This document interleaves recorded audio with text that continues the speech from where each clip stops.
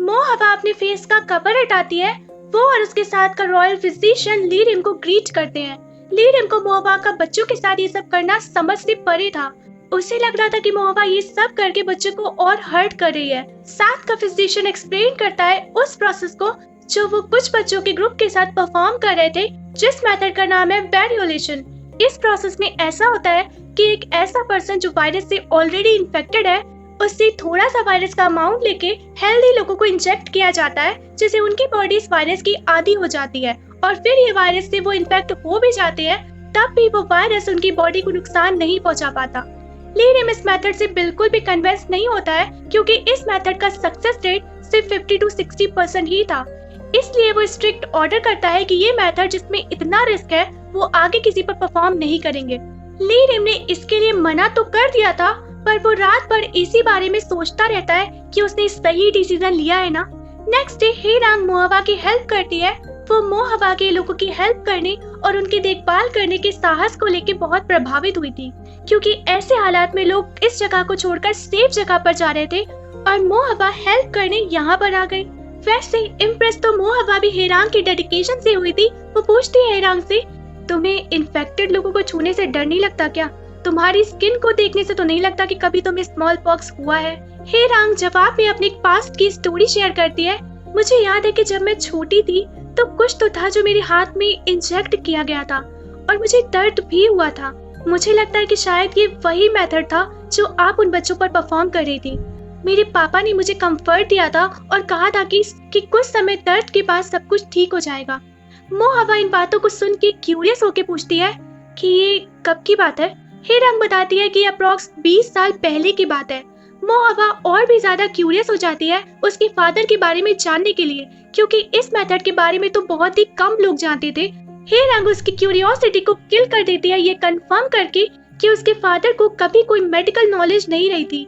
शायद उन्होंने कहीं से सुन लिया होगा इस मेथड के बारे में और बचपन में उनकी डेथ भी हो गई थी। इधर दरबार सजा हुआ था कुछ अर्जेंट मैटर पर डिस्कशन करने के लिए। एक शांत से माहौल में खर्राटे की आवाज गूंजती है और सबकी नजर खर्राटे वाले को ढूंढती है और पता चलता है कि दोषी और कोई नहीं, एक मासूम हिस्टोरियन है जो इस अर्जेंट मैटर का रिकॉर्ड लिखने की जगह नींद के बहाव में बह रहा है। गुंडे ऑफिसर यांग के दिल में धड़कन चलने लगती है कि अब इस वजह से क्या आफत आएगी हिस्टोरियन पर। हिस्टोरियन का भरे दरबार में सोना महापाप है। सारे मौजूद ऑफिशियल उस मासूम हिस्टोरियन पर चढ़ जाते हैं कि इसे तो भारी पनिशमेंट मिलनी चाहिए। भला हो क्राउन प्रिंस का, जो इन ऑफिशियल को अनसुना करते हुए कहते हैं कि सब जानते हैं कि हिस्टोरियन पर कितना लोड होता है काम का, वो भी इंसान ही है। और हाँ, हम यहाँ एक इम्पोर्टेंट मैटर पर डिस्कस करने आए हैं, हिस्टोरियन की खर्राटे की पनिशमेंट पर चर्चा करने नहीं। चलो, ये खर्राटे का मैटर तो यही सॉल्व हो गया क्राउन प्रिंस के दयावान नेचर की वजह से। मीनवाइल हेरांग उसी झोपड़ी में आती है जहाँ उसने माँ और बच्चे को उनके हाल पर छोड़ दिया था। हेरांग ने डिसाइड किया था कि वो उन दोनों को इलाज के लिए प्योंगयांग वापस ले आएगी, पर वहाँ का नजारा देख के उसकी सांसें थम जाती है।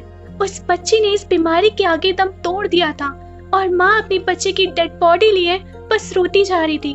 वो हेरांग को जिस नजरों से देख रही थी, जैसे वो कह रही हो कि तुम मेरी बच्ची को बचा सकती थी, पर तुमने हाथ पीछे कर लिए, दोषी तुम भी हो।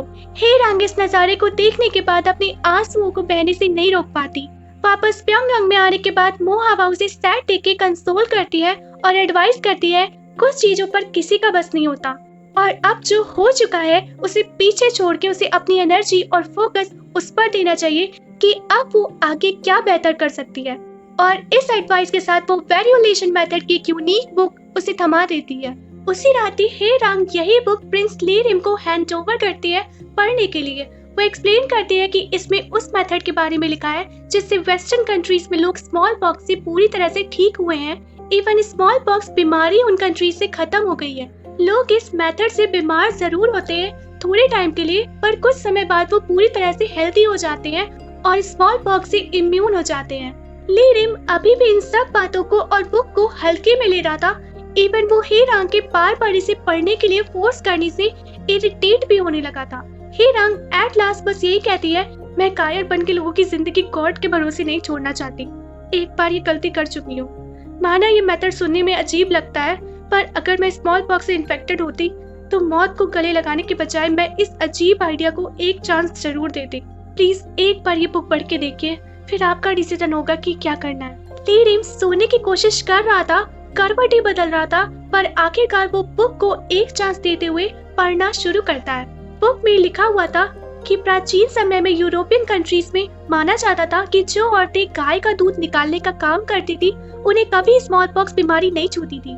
और इसी मान्यता से इस मेथड का ओरिजिन हुआ, जिसमें 36 लोगों को काउ पॉक्स बीमारी से इन्फेक्ट हुई गाय के पॉक्स से निकलने वाले पस को उन लोगों में इंजेक्ट किया गया और वो सभी पूरी तरह से स्मॉल पॉक्स बीमारी से रिकवर हो गए थे, वो भी जिंदगी भर के लिए।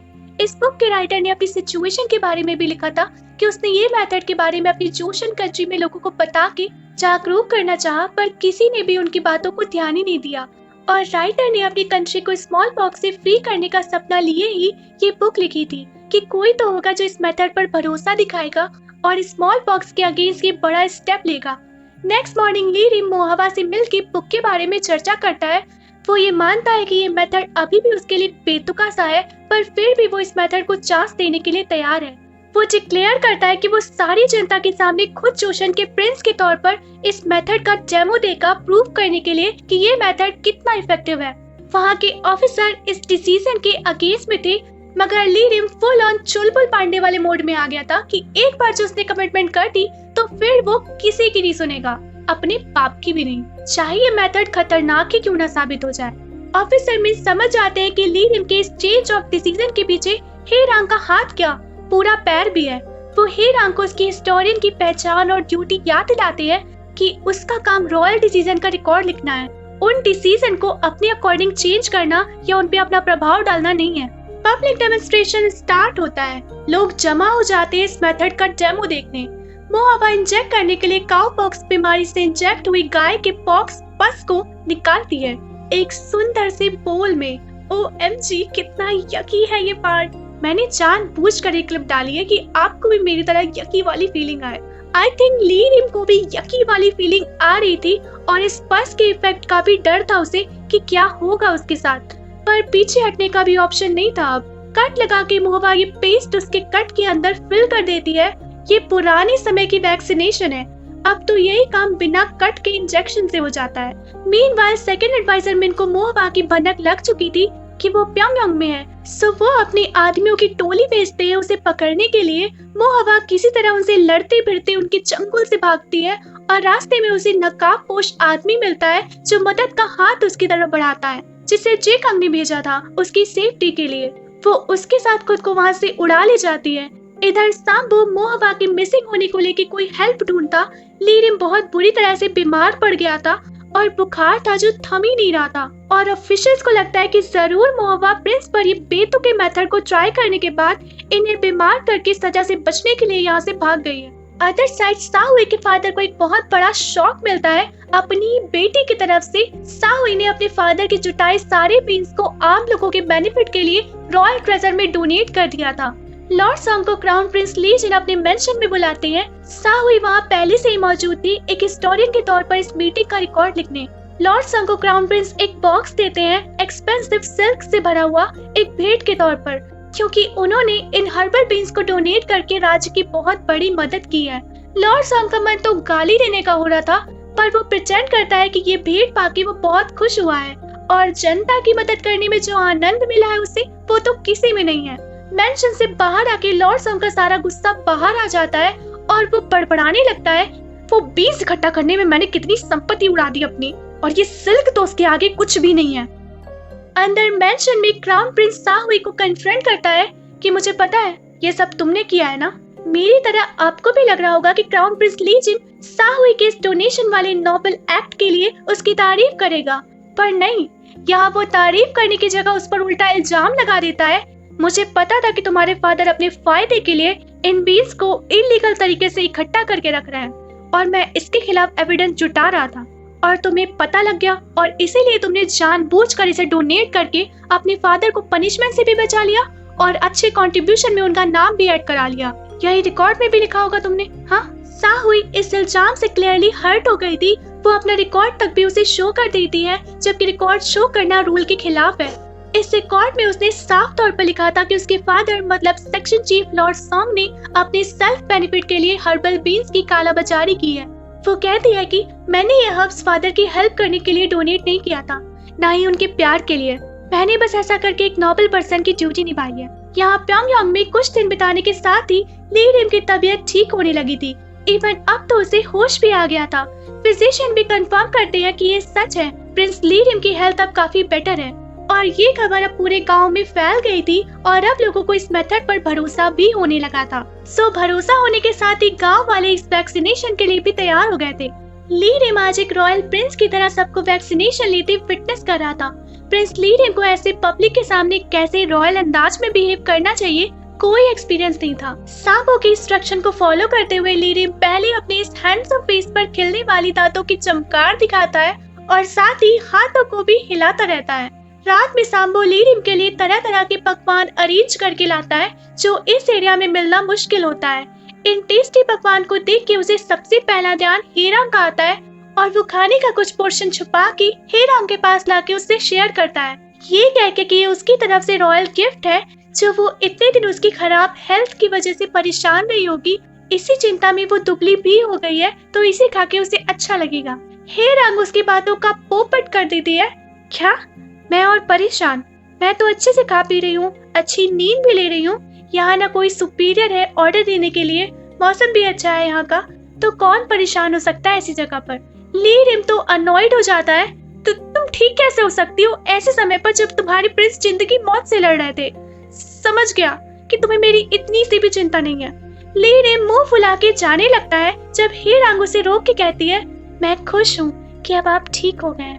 एक ब्राइट सी स्माइल ली रिम के होठों पर चिपक जाती है। इधर ली रिम का काउपॉक्स पस का ट्रीटमेंट खुद पर यूज करना और वहाँ के एरिया पर भी इस मेथड को यूज करने का ऑर्डर देने की खबर किंग तक पहुँच जाती है। अब किंग को ये मेथड पसंद तो आने वाला नहीं था, ऊपर से ली रिम का इन सब में इन्वॉल्व होना उससे भी बुरा है। वो तुरंत ऑर्डर करते हैं कि प्रिंस ली रिम तक लेटर पहुँचाया जाए कि वो तुरंत ही पैलेस वापस आ जाए और साथ ही वो इस ट्रीटमेंट को बैन करने का भी आदेश सुनाते हैं। इधर गांव की कंडीशन वैक्सीनेशन के आने के बाद से बहुत सुधर गई थी। ली रिम और ऑफिसर मिन आराम से टहलते हुए पूरे एरिया का जायजा ले रहे थे और उसके बेसिस पर रिकॉर्ड लिख रहे थे। हेरांग को सबका काम करना और इन दोनों का खाली मजे से टहलना बर्दाश्त नहीं हो रहा था। वो दोनों को टॉन्ट वे में कहती है, आप बस देखते रहेंगे या कुछ करेंगे भी। दोनों एक दूसरे का चेहरा देखने लगते हैं। मुझे कहा कि इसे कहा, किसको कहा है? और दूसरे सीन में दोनों ही काम पर लगा दिए गए थे और दोनों इस काम में निठल्ले साबित होते हैं। कोई नहीं, हेरांग उन्हें आग जलाने का काम दे देती है। अब आग जलाना क्या, एक चिंगारी निकालना भी इनके बस में नहीं था और दोनों शर्मिंदा हो रहे थे अपनी दूसरी हार से। अभी भी कोई बात नहीं, एक तीसरा मौका हेरांग इन्हें देती है आग जलाने के लिए लकड़ी लाने का। दोनों एकदम चुन के लकड़ी छाट के निकालते हैं जैसे उनकी लकड़ी को बेस्ट लकड़ी या सेक्सी लकड़ी होने का अवार्ड मिलने वाला है। सेक्सी लकड़ी ऑन द फ्लोर। वही जो आम इंसान थे वो लकड़ी का लुक ना देखते हुए पूरा गठरा उठा के ले जा रहे थे। जब इन्हें समझ में आता है कि अरे एक लकड़ी नहीं गट्ठर उठाना है, तो किसी तरह अपने फेफड़े, दिल और नस सबका दम लगा के अपने नाजुक बदन से एक ही गट्ठर को दोनों मिल के उठा के ले जाते हैं। और आज के इस कठिन परिश्रम के बाद इन्हें कुछ अच्छा ट्रीट मिलना तो बनता है बॉस। अब समय आ गया था प्रिंस ली रिम का अपने पैलेस या फिर कहे कैद में वापस जाने का। पूरा गांव ली रिम को झुक के प्यार और रिस्पेक्ट से अलविदा करता है।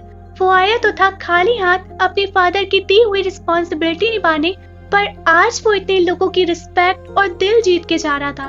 क्राउन प्रिंस अपने भाई के वेलकम के लिए भागकर गेट पर पहुंच रहा था, पर ली रिम का अपने भाई से सामना होने से पहले अपने फादर से मिलना होता है। ली रिम आज पहली बार कुछ अचीव करके आया था और उसे विश्वास था कि उसके फादर उसके इस अचीवमेंट पर उसे आते ही उसकी पीठ को थपथपाएंगे, पर किंग के हाथ पीठ थपथपाने के लिए तो नहीं, उसके गाल पर जोर का थप्पड़ मारने के लिए जरूर उठते हैं। मेरे जल्दी वापस आने के ऑर्डर को इग्नोर करके तुम क्या एक्सपेक्ट कर रहे थे? शाबाशी दूंगा मैं। ली रिम मानता है कि उसने उनके जल्दी वापस आने के ऑर्डर और ट्रीटमेंट रोकने के ऑर्डर को नहीं माना और इसे मानते हुए वो उसके लिए फादर से माफी मांगता है। किंग ली रिम पर बरस पड़ते हैं और जो मन में आता है उसे सुनाते जाते हैं, बिना परवाह किए कि वो वहाँ अकेले नहीं है। सभी उनकी बातों को सुन रहे हैं। वो लीरियम को पनिशमेंट सुनाने वाले ही होते हैं कि क्राउन प्रिंस अपने भाई को बचा लेता है, किंग को ध्यान दिला के कि सब लोग उन्हें देख रहे हैं। हिस्टोरियन भी हैं जो ये सब रिकॉर्ड कर रहे होंगे। और बस कहने की देर थी, हे रॉन्गर ऑफिसर में इनके रुके हुए हाथ अपनी रिकॉर्ड बुक पर चलने लगते हैं। बेचारे लीरियम को पहले साथ ही सबके सामने एम्बैरस होना पड़ा, और प्रिंस लीरियम के इस एम्बैरसमेंट से नाराज होते हुए मैं गुस्से में ये पार्ट यही एंड करती हूँ। Bye bye.